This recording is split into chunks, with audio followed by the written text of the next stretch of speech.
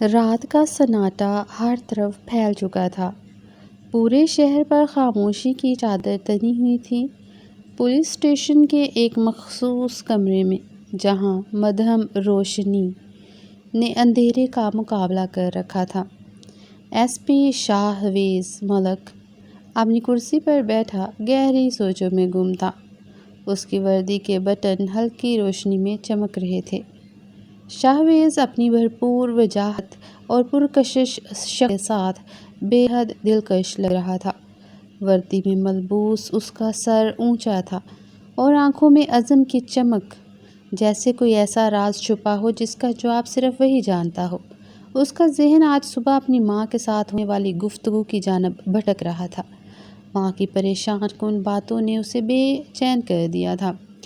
ان باتوں کو یاد کرتے ہوئے شاہویز نے اپنی کرسی پر ٹانگ رکھ لی، جیسے کسی گہری سوچ میں ڈوب گیا ہو۔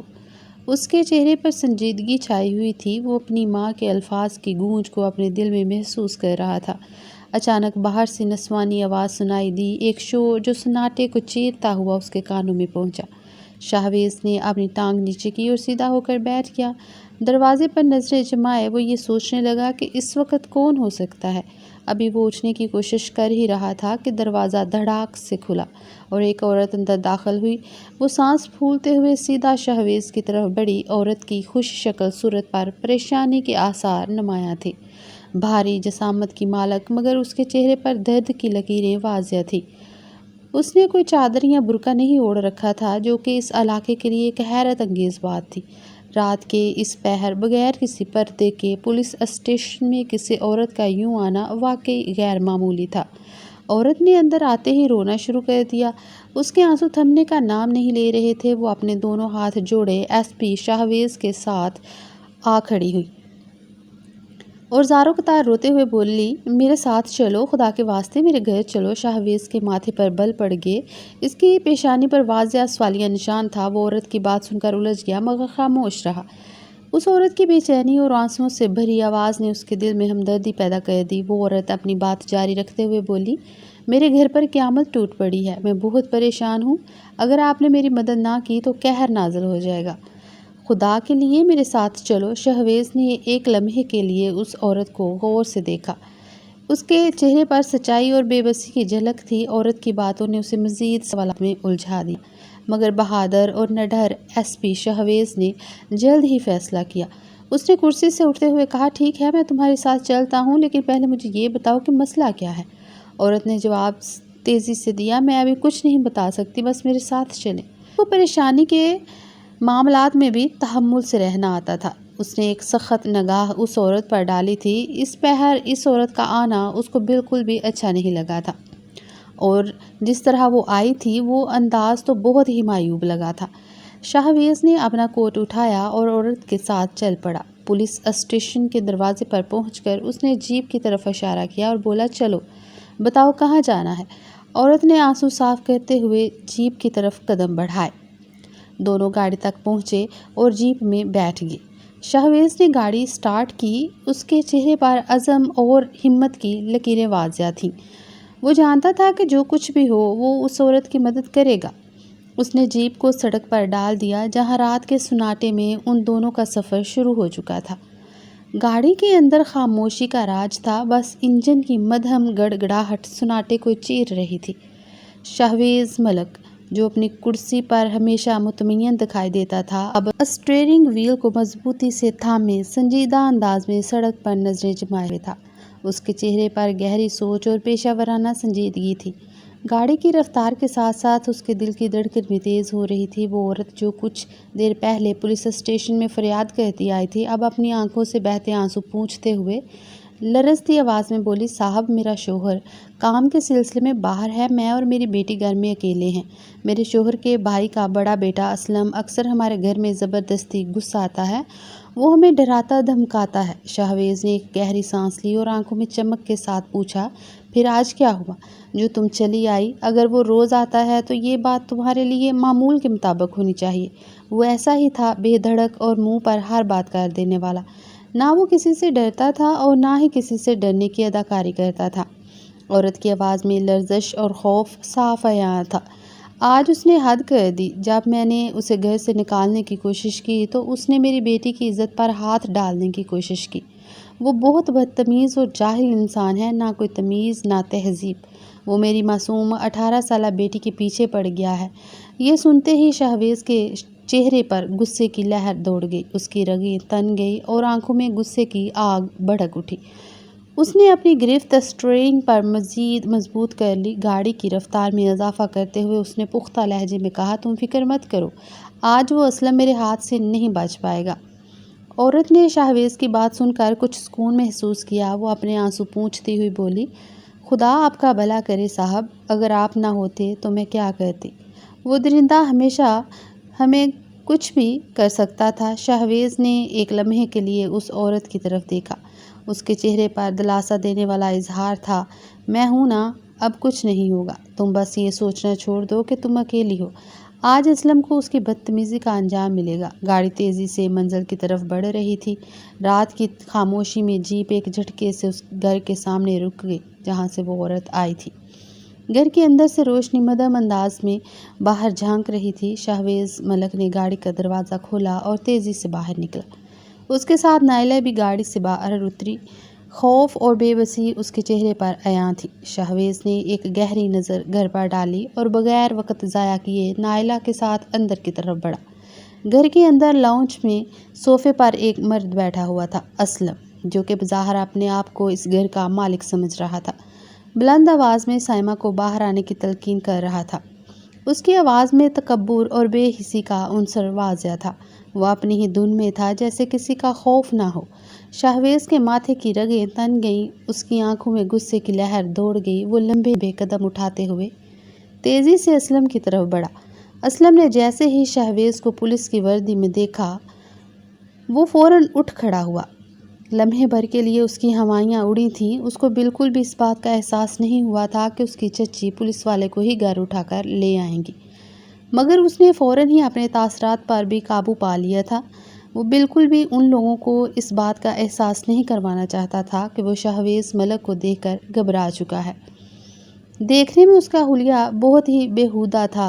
گریبان کے بٹن کھلے ہوئے تھے، بالوں کو بے ترتیب طریقے سے بنا رکھا تھا، آنکھوں میں گہرا کاجل لگایا ہوا تھا جو اس کو مزید عجیب انسان کی طرح پیش کر رہا تھا۔ اس کے چہرے پر ابھی بھی تکبر تھا۔ شہویز نے پہنچتے ہی اس کا گریبان پکڑ لیا اور جھنجھوڑتے ہوئے غصے سے بولا، اے لڑکے، کیا بےہودگی مچائی ہوئی ہے تم نے یہاں؟ تمہاری ہمت کیسے ہوئی ان عورتوں کے گھر میں گھس کر بےغیرتی دکھانے کی؟ اسلم نے شہویز کی آنکھوں میں غصے کی چمک دیکھی، مگر اپنی بدتمیزی سے باز نہ آیا۔ وہ جوابی کارروائی کرتے ہوئے بولا، تم کون ہوتے ہو مجھ پر ہاتھ اٹھانے والے؟ یہ وردی کا روب کسی اور پر جھاڑنا، یہ ہمارے گھر کا معاملہ ہے۔ شہویز کا صبر جواب دے چکا تھا۔ اس نے اسلم کا گریبان مزید زور سے پکڑا اور سختی سے بولا، بکواس کرنے کی ضرورت نہیں ہے، یہیں زمین میں زندہ گاڑ دوں گا، سمجھا؟ نائلہ جو پاس کھڑی تھی آگے بڑھی اور دھیمی آواز میں بولی، ایس پی صاحب، یہ ہمیں بہت پریشان کرتا ہے۔ جب سے میرے شوہر کام کے سلسلے میں باہر ہیں، یہ ہماری زندگی اجیرن بنا رہا ہے۔ اسلم نے نائلہ کی بات پر تیز لہجے میں کہا، سب پتہ ہے مجھے چچی، تم کیا رنگ رلیاں بنا رہی ہو۔ آج آنے دو چچا کو، تمہاری زندگی تباہ نہ کی تو میرا نام بھی اسلم نہیں۔ وہ اپنی حرکتوں سے بالکل باز نہیں آ رہا تھا۔ ابھی شہویز کچھ کہتا اس سے پہلے ہی اسلم اس کی بھی آنکھوں میں آنکھیں ڈال کر بولتا ہے، یہ ہمارا معاملہ ہے، ہم خود دیکھ لیں گے، تمہیں گھریلو معاملات میں مداخلت کرنے کی ضرورت نہیں ہے۔ اور یہ اپنی پولیس کی وردی کا روب بھی کسی ایسے علاقے میں جماؤ جہاں کے مرد بغیرت ہوں، ہمارے پاس آنے کی تمہیں قطعاً ضرورت نہیں ہے۔ یہ سنتے ہی شہویز کے صبر کا پیمانہ لبریز ہو گیا۔ اس نے اسلم کے منہ پر ایک زور سے تھپڑ مارا۔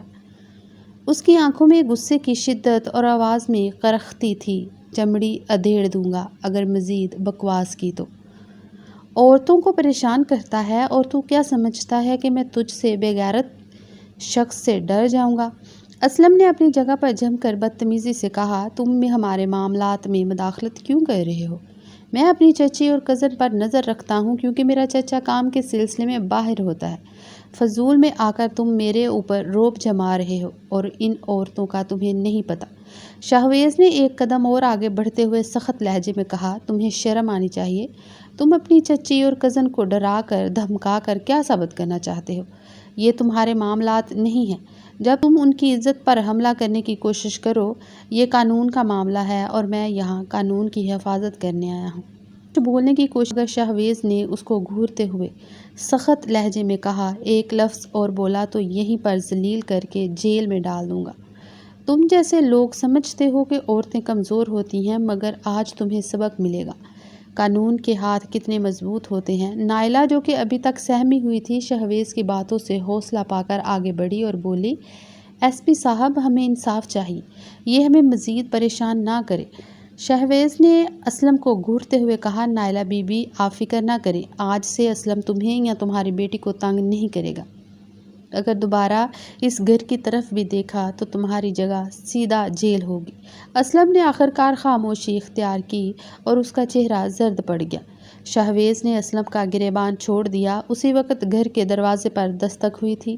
نائلہ بیگم دروازہ کھولنے کے لیے مین دروازے کی جانب جاتی، اس سے پہلے ہی اسلم لاؤنج سے باہر نکلا تھا اور تیزی سے دروازہ بند کر چلا۔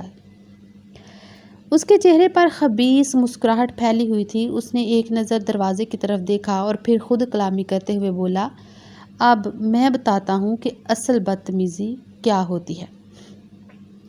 اس کے لہجے میں زہر بھرا ہوا تھا۔ نائلہ بیگم نے گھبرا کر دروازے کی طرف دیکھا اور دیوانہ وار اسے پیٹنے لگی۔ ان کی آنکھوں میں خوف اور پریشانی کی لہر تھی۔ اسلم نے دروازے کی طرف بڑھتے ہوئے اپنے چہرے پر ایک عجیب سی مسکراہٹ سجائی۔ جیسے ہی اس نے دروازہ کھولا، سامنے فرقان صاحب کھڑے تھے۔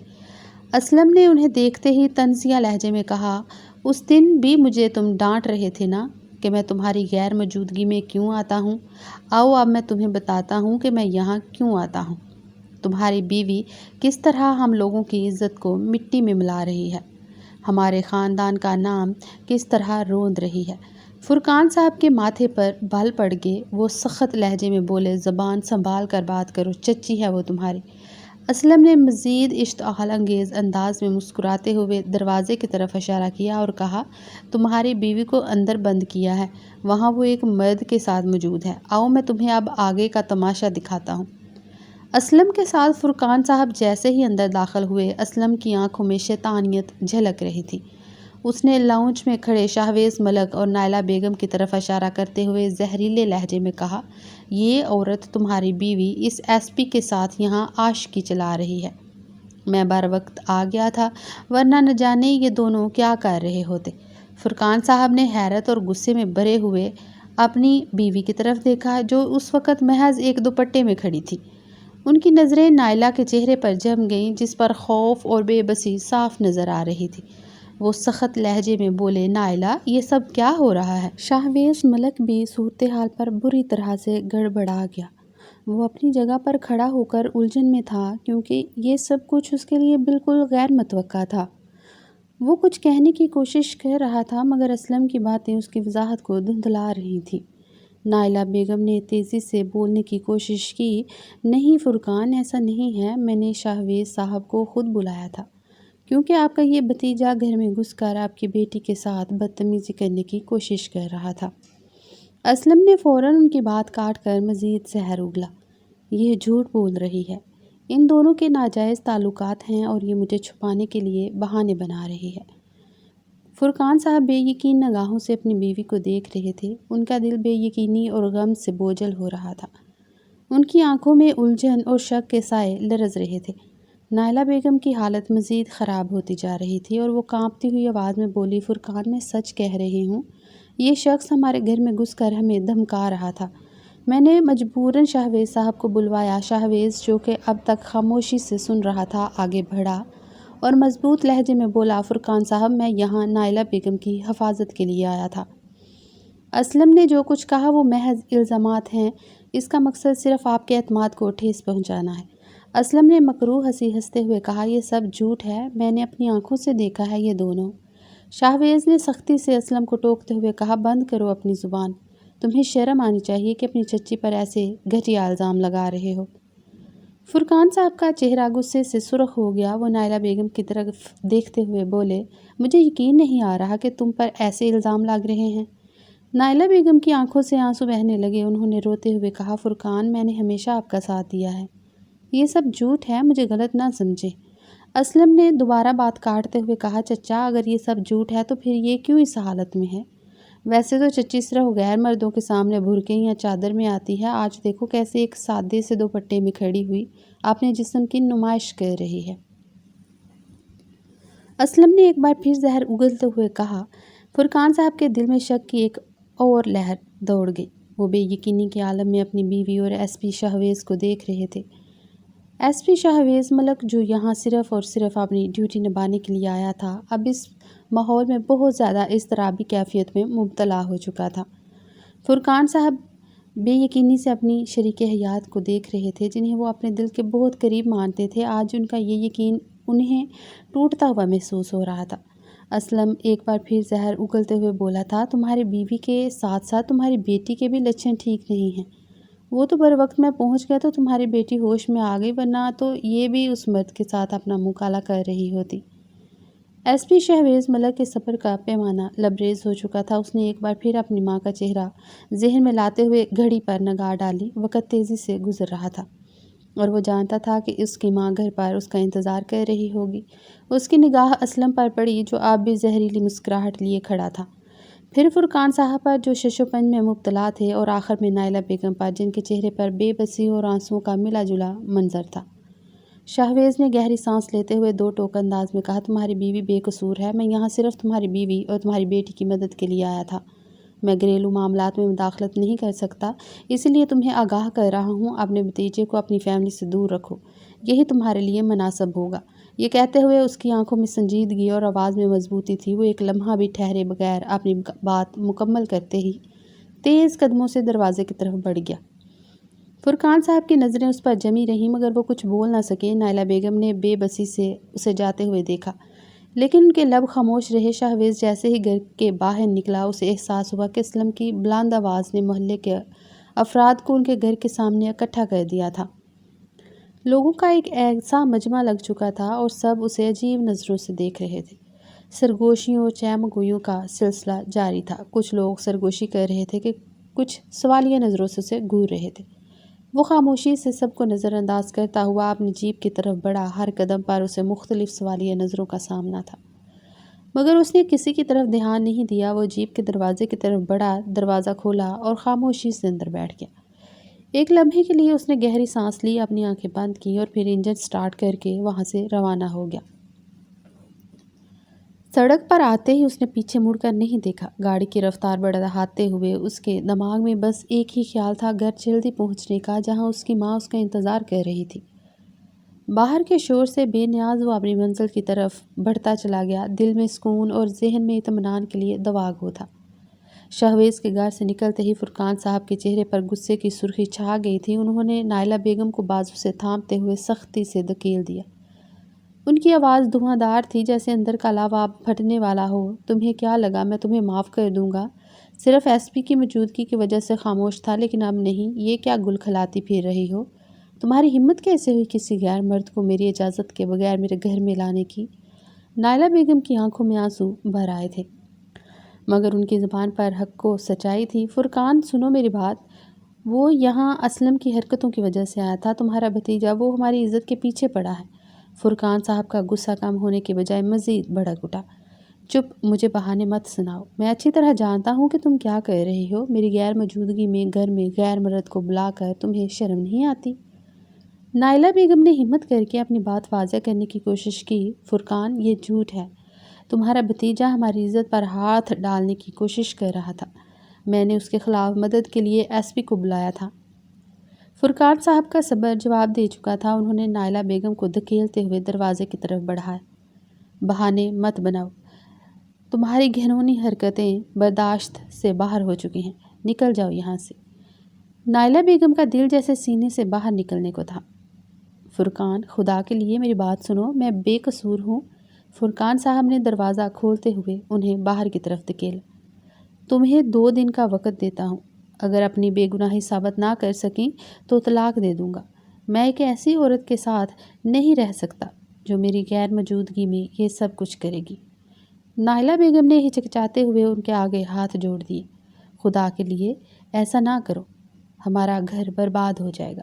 ہماری بیٹی کا سوچو، ہماری عزت کا خیال کرو۔ ان کی آنکھوں سے آنسو رواں تھے اور ان کی آواز میں لرزش تھی۔ میں تمہارے قدموں میں گر کر واسطے دیتی ہوں فرقان، میری بات سنو، میں بے قصور ہوں۔ فرقان صاحب کا دل ایک لمحے کے لیے نرم ہوا، مگر غصے کا طوفان ابھی تھما نہیں تھا۔ تمہیں ثابت کرنا ہوگا کہ تم بے گناہ ہو، اگر نہ کر سکیں تو تمہارے لیے یہاں کوئی جگہ نہیں۔ نائلہ بیگم کا دل دھک دھک کر رہا تھا۔ انہوں نے ایک بار پھر التجا کی، مگر فرقان صاحب ان کی آواز سے بے نیاز گھر کے اندر چلے گئے۔ نائلہ بیگم نے دروازے کے باہر کھڑے ہو کر اشکبار آنکھوں سے اپنے گھر کی دہلیز کو دیکھا، جو اب انہیں پرایا لگنے لگا تھا۔ اندر سائمہ، جو کمرے کے اندر چھپی ہوئی تھی، کانپتی ہوئی ان تمام آوازوں کو سن رہی تھی۔ اس کے دل میں خوف کا پہاڑ ٹوٹ رہا تھا، مگر ہمت نہیں ہو رہی تھی کہ باہر جا کر ماں کے ساتھ کھڑی ہو۔ اس کی معصوم آنکھوں سے آنسو بہہ رہے تھے اور دل دعا گو تھا کہ یہ سب ایک برا خواب ہو۔ نائلہ بیگم نے آخری بار دروازے کو ہلکے سے چھوا، جیسے اپنے ماضی کو الوداع کہہ رہی ہوں، اور پھر آہستہ قدموں سے اس گھر کی دہلیز سے دور ہو گئی۔ نائلہ بیگم کو نکال دینے کے بعد انہوں نے اسلم کو بھی جانے کا اشارہ کر دیا تھا۔ گھر میں خاموشی کا عالم چھا گیا تھا، مگر اس خاموشی میں چھپے طوفان کی گونج ان کے دل میں سنائی دے رہی تھی۔ وہ برآمدے میں بچھی چارپائی پر جا بیٹھے، سر دونوں ہاتھوں میں تھامے، جیسے اپنی دنیا اجڑنے کا دکھ ان سے برداشت نہ ہو رہا ہو۔ دل و دماغ میں بس ایک ہی فکر گھوم رہی تھی، سائمہ، ان کی معصوم بیٹی، جو ان سب معاملات سے بے خبر اپنے کمرے میں چھپی بیٹھی تھی۔ انہیں فوراً اپنی غلطی کا احساس ہوا۔ سائمہ، میری بچی، ان کے لبوں سے بے اختیار نکلا۔ وہ اٹھے اور تیزی سے اس کے کمرے کی طرف بڑھے، جیسے ہر لمحہ قیمتی ہو۔ دروازے پر پہنچ کر انہوں نے دھیرے سے دستک دی۔ سائمہ، میری بچی، دروازہ کھولو، سب ٹھیک ہے، بابا تمہارے ساتھ ہیں۔ ان کی آواز میں نرمی اور محبت تھی، مگر اندر چھپا درد بھی واضح تھا۔ سائمہ نے دروازے کے پیچھے کانپتے ہوئے ان کی آواز سنی۔ اس کے دل کی دھڑکن تیز ہو گئی تھی۔ وہ دروازہ کھولنا چاہتی تھی، مگر خوف اور سہمے ہوئے جذبات نے اس کے قدم روک رکھے تھے۔ سائمہ، میری جان، میں ہوں، بابا، ڈرو مت، آ جاؤ باہر۔ فرقان صاحب کی آواز میں بے چینی بڑھتی جا رہی تھی۔ کچھ لمحوں کی خاموشی کے بعد سائمہ نے ہچکچاتے ہوئے دروازہ کھولا۔ اس کی بڑی بڑی آنکھیں آنسوؤں سے بھری ہوئی تھیں، چہرہ سرخ و سفید تھا، اور وہ لرزتے ہوئے قدموں سے باہر آئی۔ اس کی حالت دیکھ کر فرقان صاحب کا دل مچل اٹھا۔ وہ فوراً آگے بڑھے اور اسے سینے سے لگا لیا۔ مت رو میری جان، سب ٹھیک ہے، تمہارا بابا تمہارے ساتھ ہے۔ انہوں نے اس کے بالوں پر ہاتھ پھیرتے ہوئے اسے دلاسا دیا۔ سائمہ کی آنکھوں سے آنسو بہہ رہے تھے اور اس کے ہونٹ کانپ رہے تھے، جیسے کچھ کہنا چاہتی ہو، مگر الفاظ زبان سے نکلنے کو تیار نہ ہوں۔ فرقان صاحب نے اس کا چہرہ اپنے ہاتھوں میں تھام کر اس کی آنکھوں میں جھانکا۔ سائمہ، ڈرو مت، میں تمہارے ساتھ ہوں، تمہیں کسی چیز سے خوف زدہ ہونے کی ضرورت نہیں۔ ان کی آواز میں محبت اور اعتماد کی آمیزش تھی۔ دروازے پر پہنچ کر انہوں نے دھیرے سے دستک دی۔ سائمہ نے ہچکچاتے ہوئے سر ہلایا، مگر اس کے دل کی گھبراہٹ کم نہیں ہوئی تھی۔ وہ اپنی ماں کی بے گناہی کے بارے میں بتانا چاہتی تھی، مگر اس کی زبان جیسے بند ہو چکی تھی۔ اس کا دل چیخ رہا تھا، مگر الفاظ حلق سے نکلنے کو تیار نہیں تھے۔ سب ٹھیک ہو جائے گا سائمہ، تمہیں پریشان ہونے کی ضرورت نہیں۔ فرقان صاحب نے ایک بار پھر اسے سینے سے لگایا۔ سائمہ نے اپنے باپ کے سینے سے لپٹ کر اپنی سسکیاں چھپانے کی کوشش کی، مگر اس کے آنسو رکنے کا نام نہیں لے رہے تھے۔ فرقان صاحب نے سائمہ کو پیار سے دیکھا۔ وہ جانتے تھے کہ ان کی بیٹی بے حد معصوم اور نازک دل کی مالک ہے۔ وہ اس لمحے میں خود کو مضبوط رکھنے کی کوشش کر رہے تھے تاکہ سائمہ کو تسلی دے سکیں۔ چلو اندر چل کر بیٹھتے ہیں، میں تمہارے ساتھ ہوں ہمیشہ۔ انہوں نے نرمی سے سائمہ کا ہاتھ تھاما اور کمرے کی طرف چل دیے۔ سائمہ کے دل میں خوف کا سمندر تھا، مگر اپنے باپ کے ساتھ ہونے کا احساس اس کے لیے کسی ڈھال سے کم نہیں تھا۔ نائلہ اپنی آنکھوں میں آنسو لیے لرزتے قدموں سے اپنے بھائیوں کے گھر پہنچی۔ دروازے پر دستک دی تو دونوں بھابیاں نظر آئیں، جن کے چہروں پر ناگواری کے آثار نمایاں تھے۔ انہوں نے نائلہ کو اوپر سے نیچے تک دیکھا، مگر کوئی کلام نہ کیا۔ نائلہ نے بھابیوں کے رویے کو نظر انداز کرتے ہوئے آگے بڑھنے کی کوشش کی تو اندر سے اس کے دونوں بھائی ارشد اور کامران پریشان حال اس کی طرف بڑھے۔ نائلہ، یہ کیا حالت بنا رکھی ہے، کیا ہوا ہے؟ ارشد نے فوراً اس کے کندھے پر ہاتھ رکھا اور اسے سہارا دیا۔ کامران بھی آگے بڑھا۔ آ جاؤ، اندر بیٹھو، بتاؤ کیا ہوا؟ نائلہ کی آنکھوں سے آنسو رواں تھے، وہ لرزتے ہوئے صوفے پر بیٹھ گئی۔ بھائی فرقان نے مجھے گھر سے نکال دیا ہے۔ اس کی آواز ٹوٹ رہی تھی اور الفاظ بمشکل اس کے لبوں سے نکل رہے تھے۔ دونوں بھائی ایک دم چوکنا ہو گئے۔ یہ کیا کہہ رہی ہو؟ کامران نے حیرت سے پوچھا۔ ارشد کا چہرہ سرخ ہو گیا تھا۔ فرقان نے ایسا کیوں کیا؟ نائلہ نے روتے ہوئے ساری داستان سنائی کہ کس طرح اسلم نے جھوٹے الزامات لگائے اور فرقان نے بغیر کچھ سمجھے اسے گھر سے نکال دیا۔ ارشد کے ہاتھوں کی مٹھی سختی سے بند ہو گئی، جبکہ کامران کی آنکھوں میں غصہ چمکنے لگا۔ یہ اسلم کیسے جرأت ہوئی اسے؟ ہم ابھی جا کر فرقان سے بات کرتے ہیں، ارشد نے غصے سے کہا۔ نہیں بھائی، نائلہ نے فوراً ہاتھ جوڑتے ہوئے کہا، خدا کے لیے کچھ مت کرو، اگر تم نے کچھ کیا تو فرقان مجھے طلاق دے دے گا۔ اس نے مجھے 2 دن کا وقت دیا ہے اپنی بے گناہی ثابت کرنے کے لیے۔ ارشد اور کامران نے ایک دوسرے کو دیکھا۔ کامران نے نرمی سے نائلہ کا ہاتھ تھاما۔ نائلہ، تم ہماری بہن ہو، ہم تمہیں یوں پریشان نہیں دیکھ سکتے، یہاں جب تک رہنا چاہو رہ سکتی ہو، یہ تمہارا اپنا گھر ہے۔ ارشد نے نرمی سے اس کے سر پر ہاتھ رکھا۔ ہاں نائلہ، ہم تمہارے ساتھ ہیں، تمہیں فرقان کی فکر نہیں کرنی چاہیے، اگر وہ تمہاری قدر نہیں کرتا تو ہم تمہاری حفاظت کریں گے۔ نائلہ نے اپنے بھائیوں کو ممنون نظروں سے دیکھا، مگر اس کے دل میں خوف بدستور موجود تھا۔ میں اپنی ماں والے کمرے میں چلی جاتی ہوں، تھوڑا سکون چاہیے۔ وہ خاموشی سے اٹھ کر اس کمرے کی طرف بڑھ گئی جہاں کبھی اس کی ماں رہا کرتی تھی۔ دروازہ کھول کر اندر داخل ہوئی تو وہاں کی یادیں ایک دم سے ذہن میں تازہ ہو گئیں۔ کمرہ ویسا ہی تھا جیسا وہ چھوڑ کر گئی تھیں، خاموش اور پرسکون۔ نائلہ نے ایک سرد آہ بھری اور بستر پر بیٹھ گئی۔ آنکھوں سے بہتے آنسو تھم نہ سکے۔ شہویز تھکن سے چور شام کے گہرے ہوتے سائے میں اپنے گھر میں داخل ہوا۔ دروازہ کھولتے ہی سامنے برآمدے میں اپنی ماں نورین بیگم کو دیکھا، جو تسبیح کے دانے گنتے ہوئے اللہ اللہ کر رہی تھیں۔ ان کی آنکھیں اپنے بیٹے کو دیکھ کر جگمگا اٹھیں۔ وہ دھیرے سے مسکرائیں اور تسبیح ایک طرف رکھ دی۔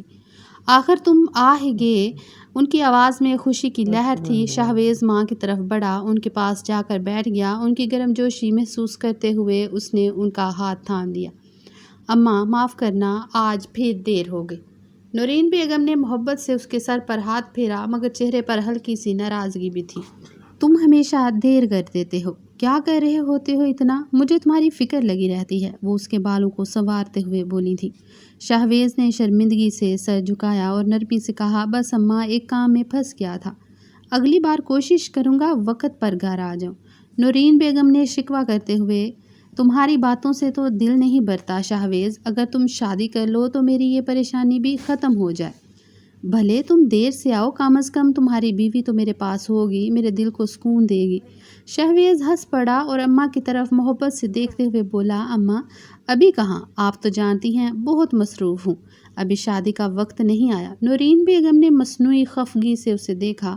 بس یہی بہانے، مصروفیت کے بہانے، تمہاری شادی کے بغیر میں چین سے نہیں بیٹھوں گی۔ اب میں خود تمہارے لیے لڑکی ڈھونڈوں گی اور تمہیں شادی کرنی ہی پڑے گی۔ شہویز نے ماں کی باتوں سے بچنے کے لیے ماحول بدلنے کی کوشش کی۔ اماں کھانا لگائیں، بہت بھوک لگی ہے۔ نورین بیگم مسکرا اٹھیں، چلو کھانا لگاتی ہوں، لیکن یاد رکھنا اس شادی کی بات سے تم بچ نہیں سکتے۔ شہویز نے مسکراتے ہوئے ان کی بات کاٹ دی، اماں پہلے کھانے کا انتظام کریں، باقی باتیں بعد میں۔ نورین بیگم نے خوشی خوشی اندر جا کر کھانے کی تیاری شروع کر دی، جبکہ شہویز برآمدے میں بیٹھ کر سکون کی سانس لینے لگا۔ اسے ماں کے ارادے سنجیدہ لگنے لگے تھے، لیکن فی الحال وہ لمحے کا سکون چاہتا تھا۔ نائلہ بیگم اپنے ماں والے کمرے میں بیٹھیں، دل کی بے چین دھڑکنوں کے ساتھ ماضی کی تلخ یادوں میں گم تھیں۔ ان کی آنکھوں میں بے شمار سوالات تیر رہے تھے، دماغ میں مختلف خیالات آ رہے تھے، لیکن حقیقت یہ تھی کہ ان کے شوہر نے ان کے سامنے ایک سخت شرط رکھی تھی، بے گناہی ثابت ہونے تک وہ انہیں معاف نہیں کریں گے۔ وہ شدید کشمکش میں تھی، نہ تو وہ اپنی عزت کا دفاع کر سکتی تھی اور نہ ہی وہ اپنی بیٹی کی کسی اذیت سے بچا پاتی۔ بیٹھے بیٹھے اچانک ان کے ذہن میں ایک خیال آیا، جیسے کسی نے دماغ میں گھنٹی بجائی ہو۔ ان کی آنکھوں میں ایک چمک آئی اور دل میں ایک عزم باندھتے ہوئے انہوں نے سر کو جھکایا، مجھے اپنا گھر بچانے کے لیے کچھ نہ کچھ کرنا ہوگا، اگر میری بیٹی کو قربان کرنا پڑے تو یہی صحیح۔ ان کے الفاظ مدھم تھے، لیکن ارادہ پختہ تھا۔ ان کا لہجہ لرز رہا تھا، مگر اندر کی بے چینی اور مجبوری نے انہیں بے حد مضبوط بنا دیا تھا۔ اگر یہ سب کرنا پڑا تو میں کروں گی، وہ اپنے آپ سے بولیں، لیکن ان کے دل میں ایک شدید کرب تھا جو ان کے فیصلے کو مزید پیچیدہ بنا رہا تھا۔ ان کا ذہن کہہ رہا تھا کہ یہ قدم اٹھا کر وہ اپنے خاندان کو بچا سکتی ہیں، لیکن ان کی روح اندر ہی اندر تڑپ رہی تھی۔ صبح کی ہلکی روشنی میں نائلہ بیگم پولیس اسٹیشن کی طرف بڑھ رہی تھیں۔ ان کی آنکھوں میں ایک نئی چمک تھی اور دل میں ایک عزم تھا جو انہیں اپنی تقدیر کو بدلنے کے لیے مائل کر رہا تھا۔ انہوں نے اپنے قدموں کو جلدی سے بڑھایا اور پولیس اسٹیشن کے دروازے پر پہنچ کر اندر داخل ہو گئی۔ ہر طرف سکوت تھا، صرف فجر کی اذان کی آواز سنائی دے رہی تھی جو اس ماحول کو مزید سنجیدہ بنا رہی تھی۔ داخل ہوتے ہی انہوں نے نظر دوڑائی اور ایک حوالدار کو اپنی کرسی پر اونگتے ہوئے دیکھا۔ نائلہ بیگم کا حوصلہ اب تک مضبوط ہو چکا تھا اور انہیں علم تھا کہ وہ کسی نہ کسی طرح اپنی منزل تک پہنچیں گی۔ وہ اس کے پاس پہنچ کر ٹیبل پر ہاتھ مارا جس سے حوالدار ہڑبڑا کر اٹھ بیٹھا۔ اس کی آنکھوں میں نیند کی جھلک تھی، لیکن جب اس نے نائلہ بیگم کو جیب سے پیسے نکالتے ہوئے دیکھا تو اس کی نظریں بدل گئیں۔ کیا چاہیے آپ کو؟ حوالدار کی آواز میں اب چمک تھی، جیسے وہ کچھ امید بھری نظریں دیکھ رہا ہو۔ نائلہ بیگم نے آہستہ آواز میں کہا، مجھے ایس پی شاہویز ملک کے گھر کا پتہ چاہیے۔ حوالدار نے اب پہلے تھوڑی دیر سوچا، پھر سوال کیا، کیوں؟ آپ کون ہیں؟ نائلہ بیگم نے ایک نظر اس کے چہرے پر ڈالی اور جیب سے 2000 روپے نکال کر اس کے سامنے رکھ دیے۔ یہ آپ کے لیے ہیں اور میں صرف شاہویز ملک کو جاننا چاہتی ہوں۔ حوالدار نے پیسوں کو بغض سے دیکھا اور پھر اپنی کرسی پر بیٹھتے ہوئے کہا، یہ سب کیا ہے؟ آپ اس آفیسر کے ساتھ کچھ نہیں کر سکتی۔ لیکن جب اس نے پیسے دوبارہ غور سے دیکھے تو اس کی زبان بند ہو گئی۔ اس نے نرم آواز میں کہا، شاہویز ملک کا گھر وہ شہر کے ایک بڑے علاقے میں ہے، اس کا پتہ کچھ یوں ہے۔ نائلہ بیگم کی آنکھوں میں چمک آ گئی۔ یہ وہ لمحہ تھا جس کا انہوں نے انتظار کیا تھا۔ ایک فاتحانہ مسکراہٹ اس کے چہرے پر ابھری اور دل میں فیصلہ کر لیا کہ اب وہ کچھ کر کے رہیں گی تو اپنی تقدیر کو خود بدلیں گی۔ شکریہ، وہ خاموشی سے بولیں اور اس کی طرف دیکھ کر 2000 روپے اس کے ہاتھ میں دے دیے۔ ان کے چہرے پر مسکراہٹ تھی اور دل میں واضح ارادہ تھا کہ اب ان کے قدم رکے نہیں۔ دوپہر کا وقت تھا جب نائلہ بیگم اپنے بھائی کے گھر سے نکل کر سیدھا شاہویز ملک کے گھر کی طرف روانہ ہوئیں۔ اپنے دل میں ایک نیا ارادہ اور ذہن میں ایک منصوبہ لیے، انہوں نے چادر کو اچھی طرح اوڑھا تاکہ باہر کی دنیا سے خود کو چھپایا جا سکے۔ ان کے قدموں کی آواز سڑک پر گونج رہی تھی اور دل میں ایک غمگین مگر پرعزم جذبہ تھا۔ جب وہ شاہویز ملک کے گھر کے دروازے تک پہنچی تو ان کا دل بے حد تیز دھڑک رہا تھا، مگر پھر بھی انہوں نے اپنی تمام ہمت یکجا کی اور دروازے پر دستک دی۔ دوسری دستک پر دروازہ کھلا اور سامنے نورین بیگم کھڑی تھیں۔ نائلہ بیگم انہیں دیکھتے ہی فوراً ان کے قریب جا کر ان کا ہاتھ تھام لیا۔ مجھے آپ سے ضروری بات کرنی ہے۔ نائلہ بیگم کی آواز میں اضطراب تھا۔ نورین بیگم شروع میں تھوڑا گھبرائی تھی، لیکن نائلہ بیگم کی شکل و صورت اور ان کا پہناوا دیکھ وہ سمجھ گئی تھی کہ یہ کوئی اچھی اور گھریلو خاتون ہے۔ وہ ہمیشہ ہی بہت سادہ دل اور مخلص عورت رہی تھی۔ فوراً نائلہ بیگم کو اپنے گھر کے اندر لے آئی۔ ان کے چہرے پر ایک محبت بھری مسکراہٹ تھی۔ انہوں نے نائلہ بیگم کو لاؤنج میں بٹھایا تھا اور خود پانی لینے کے لیے کچن میں چلی گئی تھی۔ نائلہ بیگم نے گھر پر ایک طائرانہ نگاہ ڈالی تو انہیں گھر مناسب لگا تھا۔ تھوڑی دیر بعد ہی نورین بیگم کانچ کے گلاس میں ٹھنڈا پانی لیے ان کے سامنے حاضر ہو چکی تھی۔ نائلہ بیگم نے آہستہ سے پانی پیا، پھر سر اٹھا کر نورین بیگم کی آنکھوں میں دیکھتے ہوئے کہا، بہر مجھے آپ سے بہت ضروری بات کرنی ہے۔ میں جانتی ہوں میرا یہ بات کرنا مناسب نہیں، مگر اچھے رشتے اب نہیں ملتے، اسی لیے انسان کو چاہیے کہ خود سے پہل کر لے۔ بے وجہ کی باتیں لوگوں نے پھیلا رکھی ہیں کہ لڑکی والے بات نہیں کر سکتے۔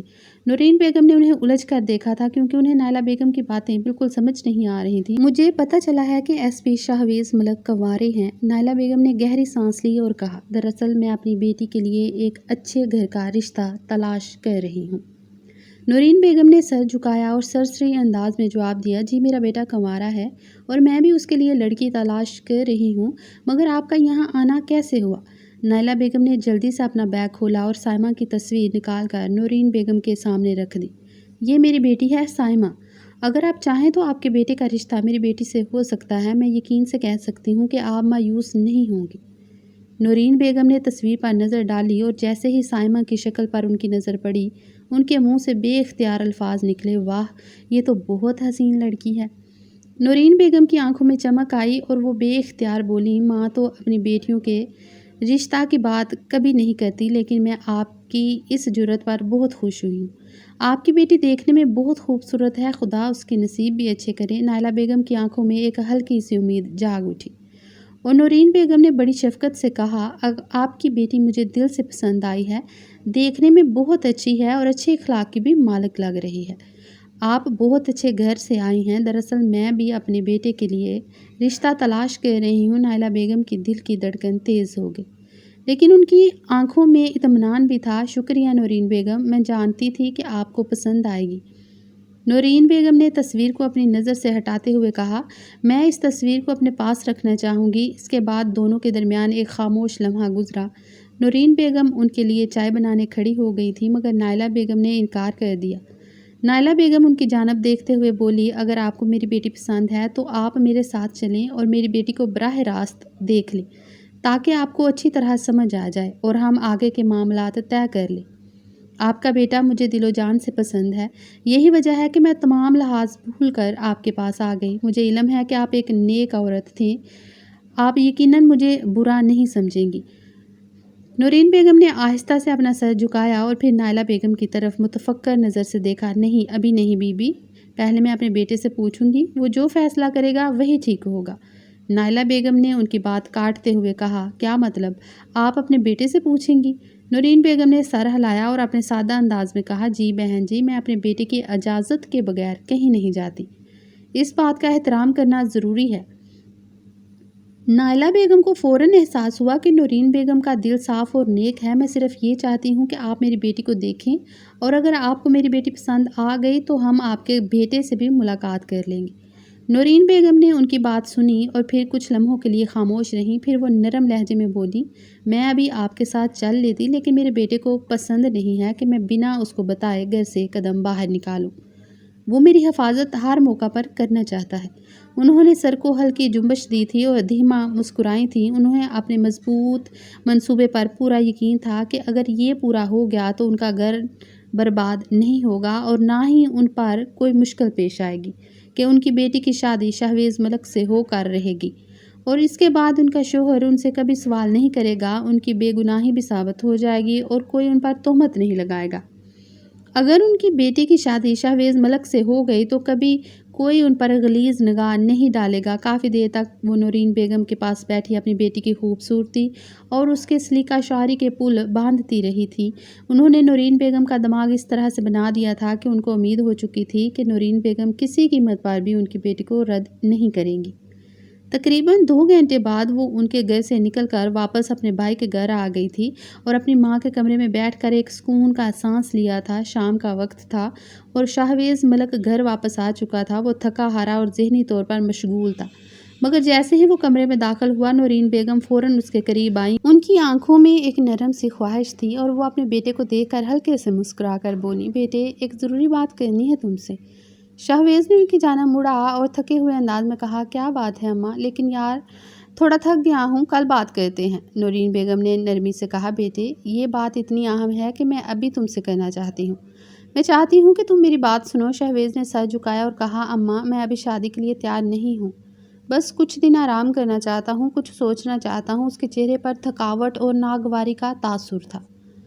اس کو معلوم تھا کہ اس کی ماں کے پاس صرف یہی ایک بات ہوگی۔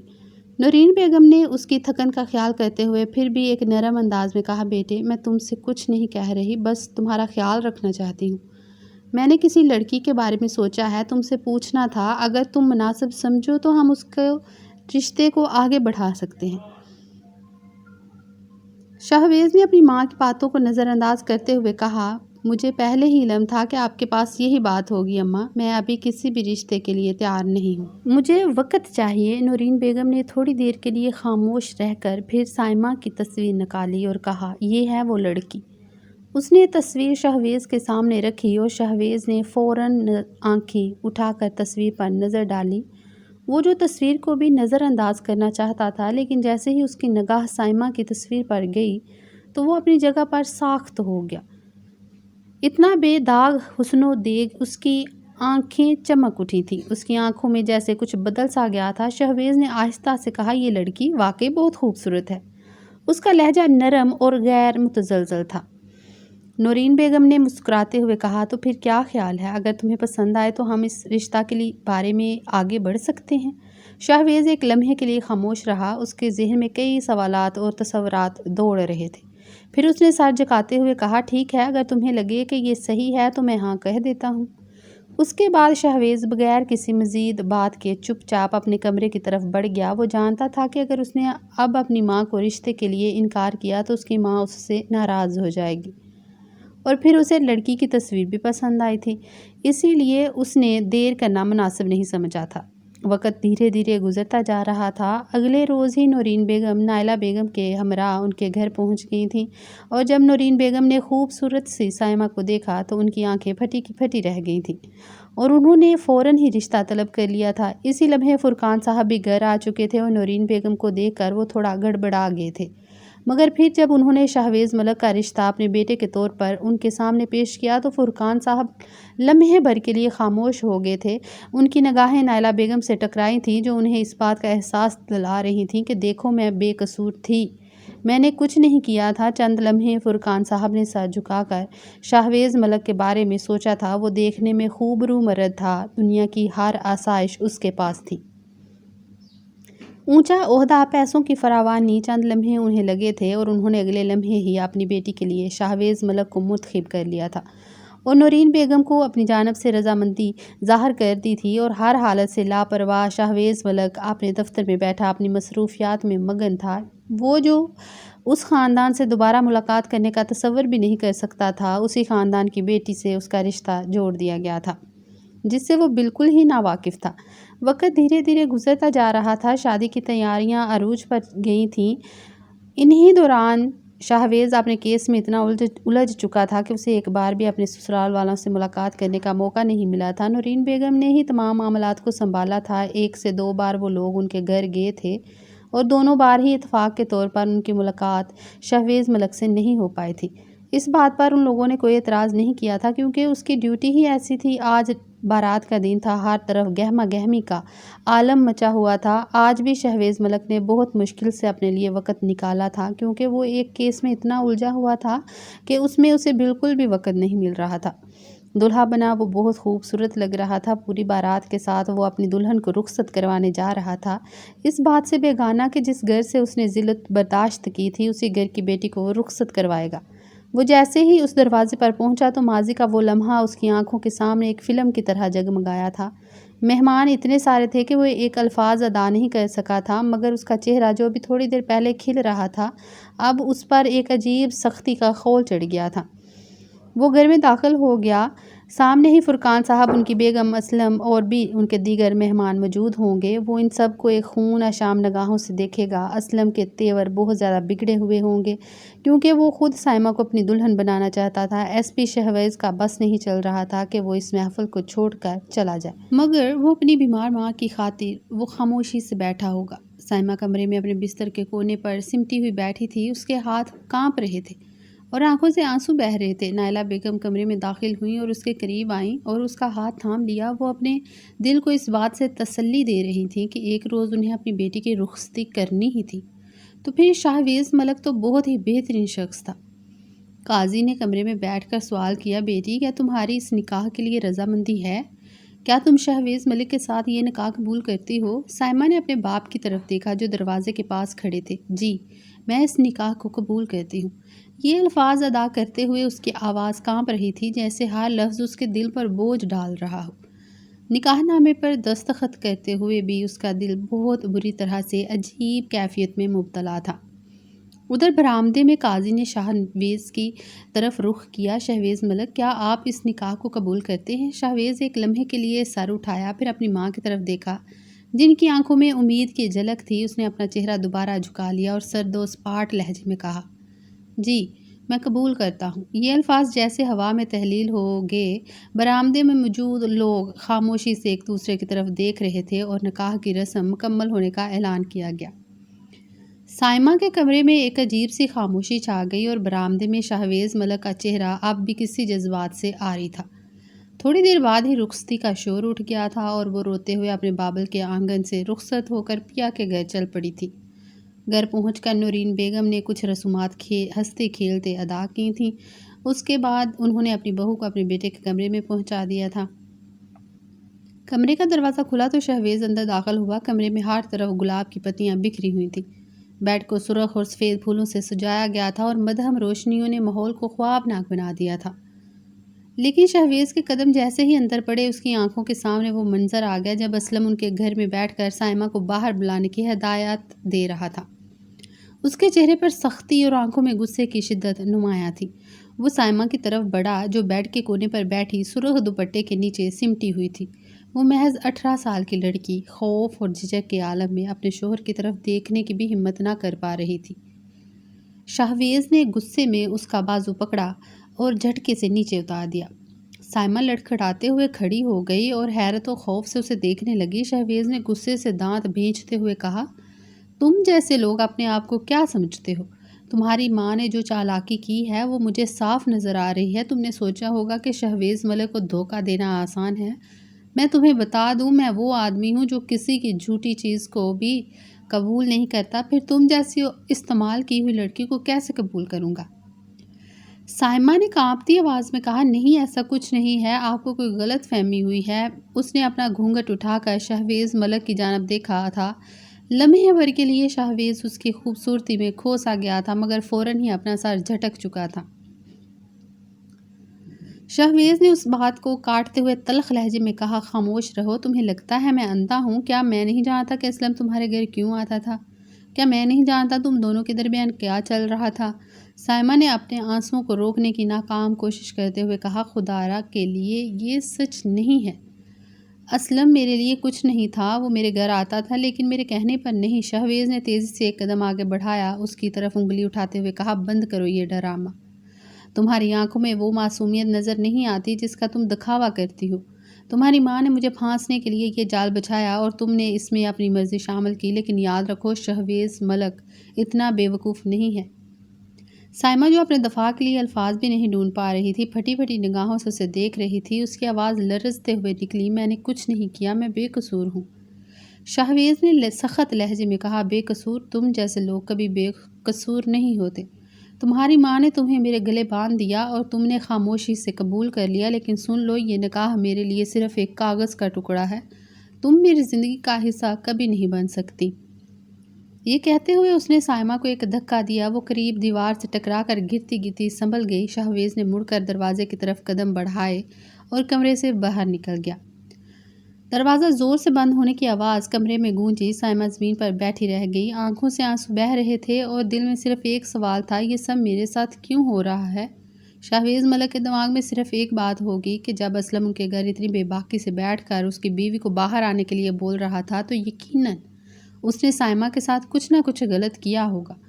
وہ کسی قیمت پر بھی اس رشتے کو قبول نہیں کرنے والا تھا۔ ارادہ اس کا یہی ہوگا کہ وہ اپنی ماں سے لڑے، مگر اس کی ماں ایک بہت ہی سادہ دل عورت تھی۔ وہ خاموشی سے اپنی اس پولیس اسٹیشن چلا گیا تھا۔ وقت دھیرے دھیرے گزرنے لگا تھا۔